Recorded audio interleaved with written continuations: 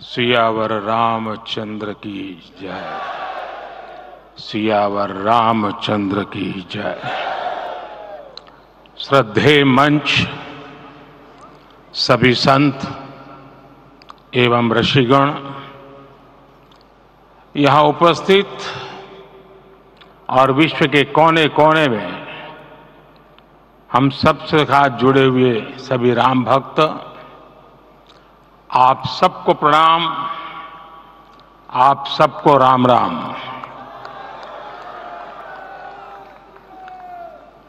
आज हमारे राम आ गए हैं।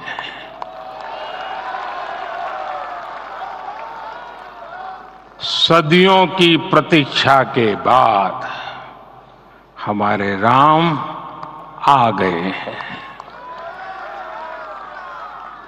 सदियों का अभूतपूर्व धैर्य, अनगिनत बलिदान, त्याग और तपस्या के बाद हमारे प्रभु राम आ गए हैं। इस शुभ घड़ी की आप सभी को, समस्त देशवासियों को बहुत बहुत बधाई। मैं अभी गर्भगृह में ईश्वरीय चेतना का साक्षी बनकर आपके सामने उपस्थित हुआ हूं। कितना कुछ कहने को है, लेकिन कंठ अवरुद्ध है। मेरा शरीर अभी भी स्पंदित है, चित्त अभी भी उस पल में लीन है।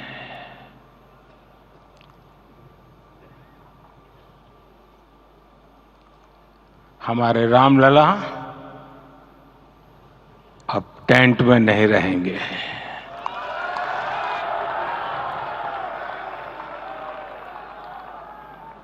हमारे रामलला अब इस दिव्य मंदिर में रहेंगे। मेरा पक्का विश्वास है, अपार श्रद्धा है कि जो घटित हुआ है, इसकी अनुभूति देश के, विश्व के कोने कोने में राम भक्तों को हो रही होगी। ये क्षण अलौकिक है, ये पल पवित्रतम है। ये माहौल, ये वातावरण, ये ऊर्जा, ये घड़ी प्रभु श्री राम का हम सब पर आशीर्वाद है। 22 जनवरी 2024 का ये सूरज एक अद्भुत आभा लेकर आया है। 22 जनवरी 2024 ये कैलेंडर पर लिखी एक तारीख नहीं, ये एक नए काल चक्र का उद्गम है।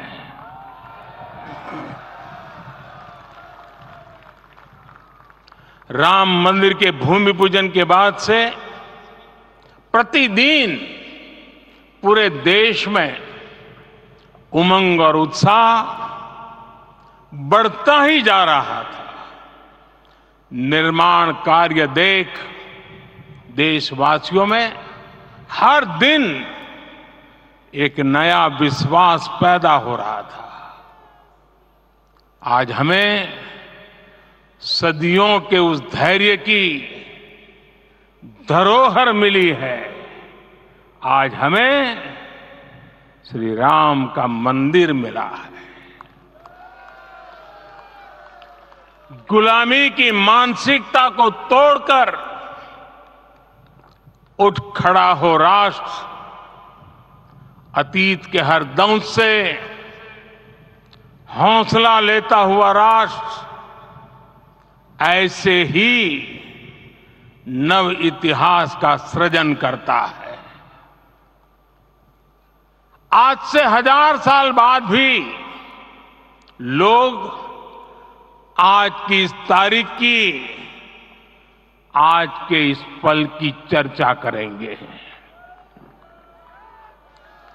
और ये कितनी बड़ी राम कृपा है कि हम सब इस पल को जी रहे हैं, इसे साक्षात घटित होते देख रहे हैं।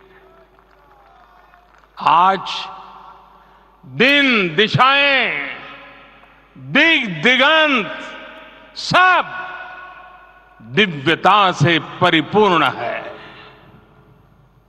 ये समय सामान्य समय नहीं है। ये काल के चक्र पर सर्वकालिक शाही से अंकित हो रही अमिट स्मृति रेखाएं हैं। साथियों, हम सब जानते हैं कि जहां राम का काम होता है, वहां पवन पुत्र हनुमान अवश्य विराजमान होते हैं। इसलिए मैं राम भक्त हनुमान और हनुमान गढ़ी को भी प्रणाम करता हूं। मैं माता जानकी, लक्ष्मण जी, भरत, शत्रुघ्न सबको नमन करता हूं। मैं पावन अयोध्यापुरी और पावन सरयू को भी प्रणाम करता हूं। मैं इस पल दैवीय अनुभव कर रहा हूं कि जिनके आशीर्वाद से ये महान कार्य पूरा हुआ है। वे दिव्य आत्माएं, वे दैवीय विभूतियां भी इस समय हमारे आसपास उपस्थित है।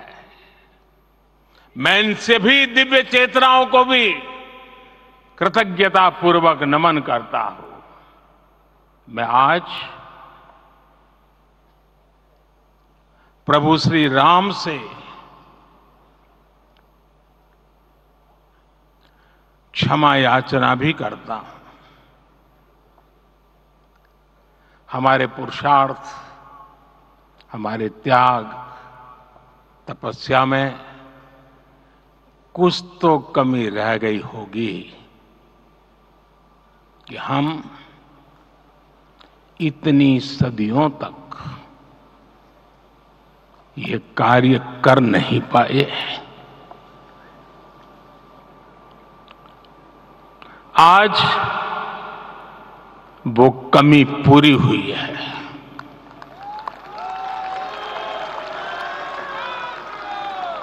मुझे विश्वास है प्रभु राम आज हमें अवश्य क्षमा करेंगे। मेरे प्यारे देशवासियों, त्रेता में राम आगमन पर पूज्य संत तुलसीदास जी ने लिखा है, प्रभु बिलो की हर से पुरबासी, जनित वियोग विपत्ति समनासी। अर्थात प्रभु का आगमन देकर ही सब अयोध्यावासी, समग्र देशवासी हर्ष से भर गए। लंबे वियोग से जो आपत्ति आई थी, उसका अंत हो गया। उस कालखंड में तो वो वियोग केवल 14 वर्षों का था। तब भी इतना असह्य था। इस युग में तो अयोध्या और देशवासियों ने सैकड़ों वर्षों का वियोग सहा है। हमारी कई कई पीढ़ियों ने वियोग सहा है। भारत के तो संविधान में उसकी पहली प्रति में भगवान राम विराजमान है। संविधान के अस्तित्व में आने के बाद भी दशकों तक प्रभु श्री राम के अस्तित्व को लेकर कानूनी लड़ाई चली। मैं आभार व्यक्त करूंगा भारत की न्यायपालिका का, जिसने न्याय की लाज रख ली।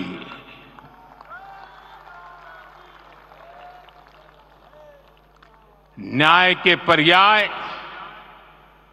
प्रभु राम का मंदिर भी न्यायबद्ध तरीके से ही बना।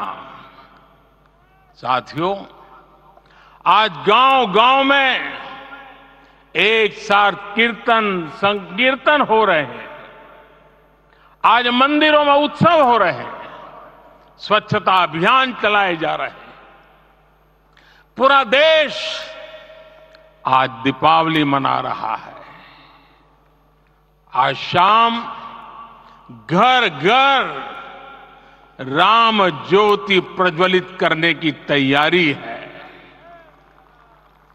कल मैं श्री राम के आशीर्वाद से धनुषकोडी में राम सेतु के आरंभ बिंदु अरिचल मुनाई पर था। जिस घड़ी प्रभु राम समुद्र पार करने निकले थे, वो एक पल था जिसने काल चक्र को बदला था। उस भावमय पल को महसूस करने का मेरा ये विनम्र प्रयास था। वहां पर मैंने पुष्प वंदना की। वहां मेरे भीतर एक विश्वास जगा कि जैसे उस समय काल चक्र बदला था, उसी तरह अब काल चक्र फिर बदलेगा और शुभ दिशा में बढ़ेगा। अपने 11 दिन के व्रत अनुष्ठान के दौरान मैंने उन स्थानों का चरण स्पर्श करने का प्रयास किया जहां प्रभु राम के चरण पड़े थे।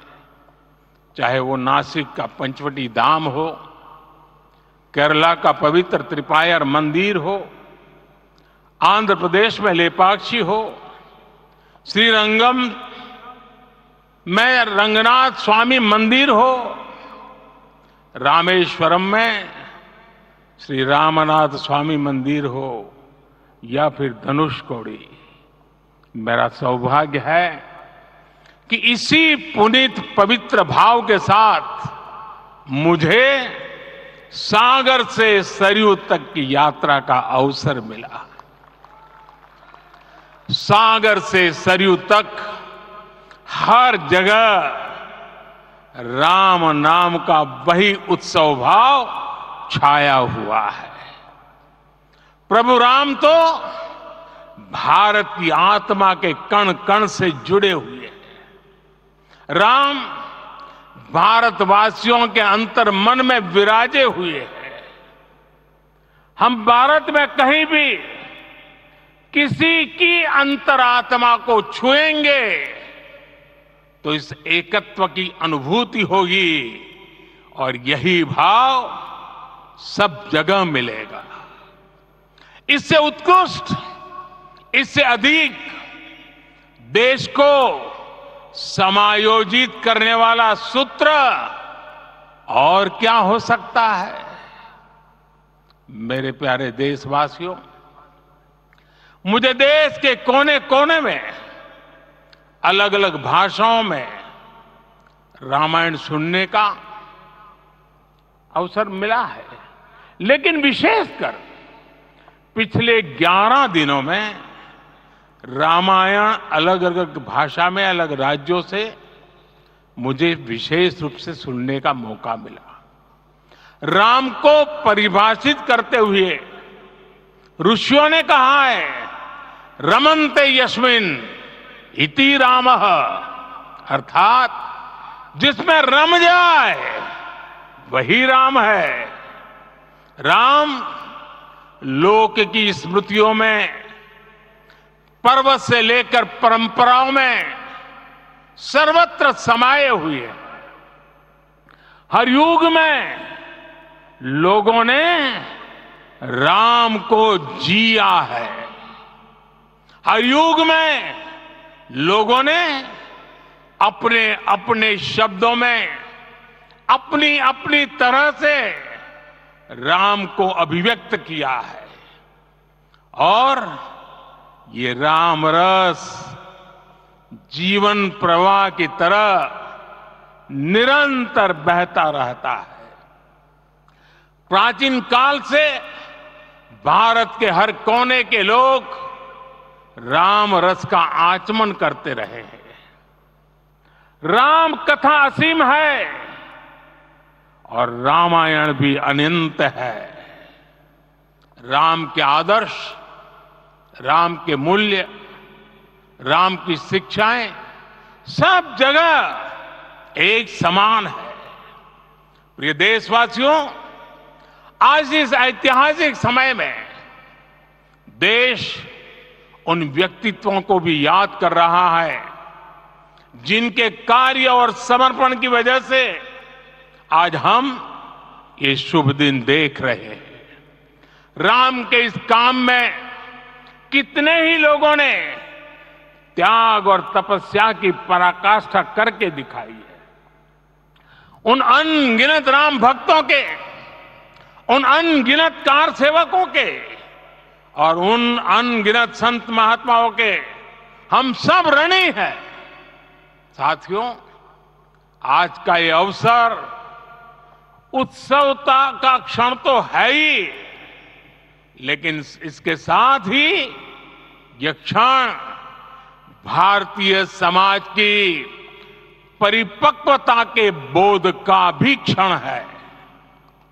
हमारे लिए ये अवसर सिर्फ विजय का नहीं, विनय का भी है। दुनिया का इतिहास साक्षी है कि कई राष्ट्र अपने ही इतिहास में उलझ जाते हैं। ऐसे देशों ने जब भी अपने इतिहास की उलझी हुई गांठों को खोलने का प्रयास किया, उन्हें सफलता पाने में बहुत कठिनाई आई, बल्कि कई बार तो पहले से ज्यादा मुश्किल परिस्थितियां बन गई। लेकिन हमारे देश ने इतिहास की इस गांठ को जिस गंभीरता और भावुकता के साथ खोला है, वो ये बताती है कि हमारा भविष्य हमारे अतीत से बहुत सुंदर होने जा रहा है। वो भी एक समय था जब कुछ लोग कहते थे कि राम मंदिर बना तो आग लग जाएगी। ऐसे लोग भारत के सामाजिक भाव की पवित्रता को नहीं जान पाए। रामलला के इस मंदिर का निर्माण भारतीय समाज के शांति, धैर्य, आपसी सद्भाव और समन्वय का भी प्रतीक है। हम देख रहे हैं ये निर्माण किसी आग को नहीं, बल्कि ऊर्जा को जन्म दे रहा है। राम मंदिर समाज के हर वर्ग को एक उज्जवल भविष्य के पथ पर बढ़ने की प्रेरणा लेकर आया है। मैं आज उन लोगों से आह्वान करूंगा, आइए आप महसूस कीजिए, अपनी सोच पर पुनर्विचार कीजिए। राम आग नहीं है, राम ऊर्जा है। राम विवाद नहीं, राम समाधान है। राम सिर्फ हमारे नहीं है, राम तो सबके हैं। राम वर्तमान नहीं, सिर्फ वर्तमान ही नहीं, राम अनंत काल है। साथियों, आज जिस तरह राम मंदिर प्राण प्रतिष्ठा के इस आयोजन से पूरा विश्व जुड़ा हुआ है, उसमें राम की सर्वव्यापकता के दर्शन हो रहे हैं। जैसा उत्सव भारत में है, वैसा ही अनेक देशों में है।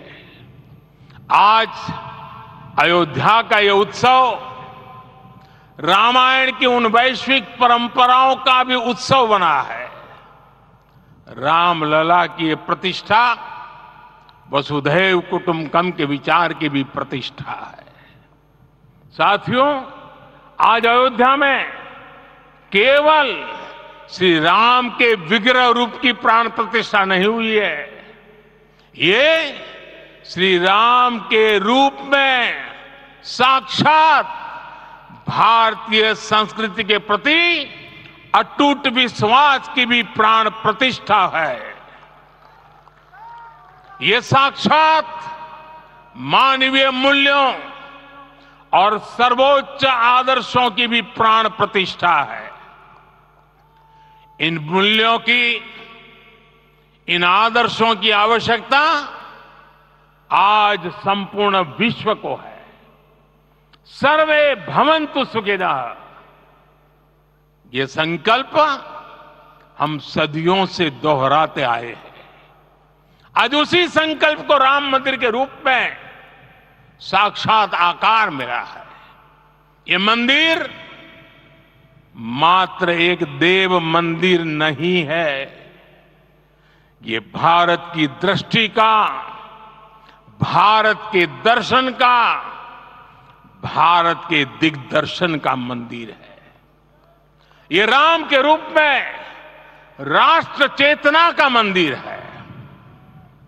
राम भारत की आस्था है, राम भारत का आधार है, राम भारत का विचार है, राम भारत का विधान है, राम भारत की चेतना है, राम भारत का चिंतन है, राम भारत की प्रतिष्ठा है, राम भारत का प्रताप है, राम प्रवाह है, राम प्रभाव है, राम नेति भी है, राम नीति भी है, राम नित्यता भी है, राम निरंतरता भी है, राम विभु है, विशद है, राम व्यापक है, विश्व है, विश्वात्मा है। राम नेति भी है, राम नीति भी है, राम नित्यता भी है, राम निरंतरता भी है, राम विभु है, विशद है, राम व्यापक है, विश्व है, विश्वात्मा है। और इसलिए जब राम की प्रतिष्ठा होती है तो उसका प्रभाव वर्षों या शताब्दियों तक ही नहीं होता, उसका प्रभाव हजारों वर्षों के लिए होता है। महर्षि वाल्मीकि ने कहा है, राज्यम 10 सहस्त्राणि प्राप्य वर्षाणि राघव, अर्थात राम 10,000 वर्षों के लिए राज्य पर प्रतिष्ठित हुए, यानी हजारों वर्षों के लिए राम राज्य स्थापित हुआ। जब त्रेता में राम आए थे तब हजारों वर्षों के लिए राम राज्य की स्थापना हुई थी। हजारों वर्षों तक राम विश्व पथ प्रदर्शन करते रहे थे। और इसलिए मेरे प्यारे देशवासियों, आज अयोध्या भूमि हम सभी से, प्रत्येक राम भक्त से, प्रत्येक भारतीय से कुछ सवाल कर रही है। श्री राम का भव्य मंदिर तो बन गया, अब आगे क्या? सदियों का इंतजार तो खत्म हो गया, अब आगे क्या? आज के इस अवसर पर जो दैव जो दैवीय आत्माएं हमें आशीर्वाद देने के लिए उपस्थित हुई हैं, हमें देख रही हैं, उन्हें क्या हम ऐसे ही विदा करेंगे? नहीं, कदापि नहीं। आज मैं पूरे पवित्र मन से महसूस कर रहा हूं कि काल चक्र बदल रहा है। ये सुखद संयोग है कि हमारी पीढ़ी को एक कालजयी पथ के शिल्पकार के रूप में चुना गया है। 1000 वर्ष बाद की पीढ़ी राष्ट्र निर्माण के हमारे आज के कार्यों को याद करेगी। इसलिए मैं कहता हूं, यही समय है, सही समय है। हमें आज से, इस पवित्र समय से अगले 1000 साल के भारत की नींव रखनी है। मंदिर निर्माण से आगे बढ़कर अब हमें सभी देशवासी यहीं इस पल से समर्थ, सक्षम, भव्य, दिव्य भारत के निर्माण की सौगंध लेते हैं।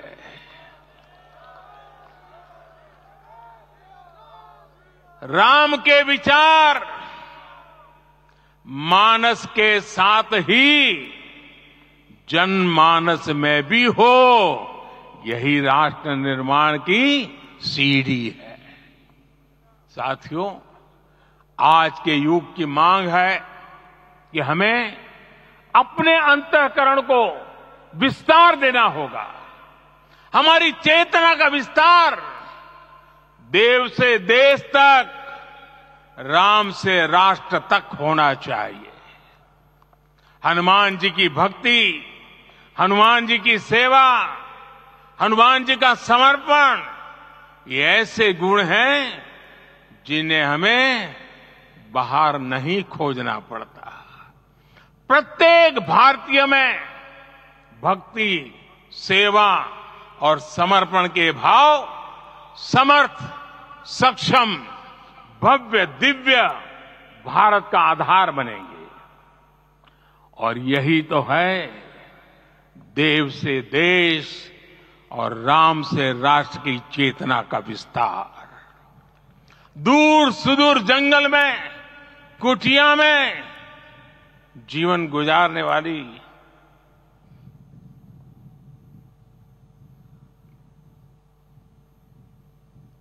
मेरी आदिवासी मां शबरी का ध्यान आते ही अप्रतिम विश्वास जागृत होता है। मां शबरी तो कब से कहती थी, राम आएंगे।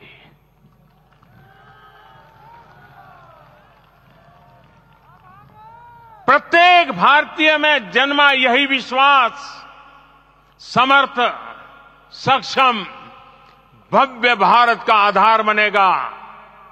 और यही तो है देव से देश और राम से राष्ट्र की चेतना का विस्तार। हम सब जानते हैं कि निषाद राज की मित्रता सभी बंधनों से परे है। निषाद राज का राम के प्रति सम्मोहन, प्रभु राम का निषाद राज के लिए अपनापन कितना मौलिक है। सब अपने हैं, सभी समान है।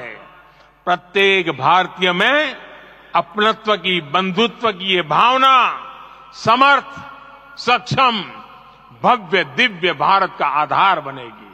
और यही तो है देव से देश और राम से राष्ट्र की चेतना का विस्तार। साथियों, आज देश में निराशा के लिए रत्ती भर भी स्थान नहीं है। मैं तो बहुत सामान्य हूं, मैं तो बहुत छोटा हूं। अगर कोई ये सोचता है तो उसे गिलहरी के योगदान को याद करना चाहिए। गिलहरी का स्मरण ही हमें हमारी इस हिचक को दूर करेगा, हमें सिखाएगा कि छोटे बड़े हर प्रयास की अपनी ताकत होती है, अपना योगदान होता है। और सबके प्रयास की यही भावना समर्थ, सक्षम, भव्य, दिव्य भारत का आधार बनेगी। और यही तो देव से देश और राम से राष्ट्र की चेतना का विस्तार। साथियों, लंकापति रावण प्रकांड ज्ञानी थे, अपार शक्ति के धनी थे, लेकिन जटायु जी की मूल्य निष्ठा देखिए।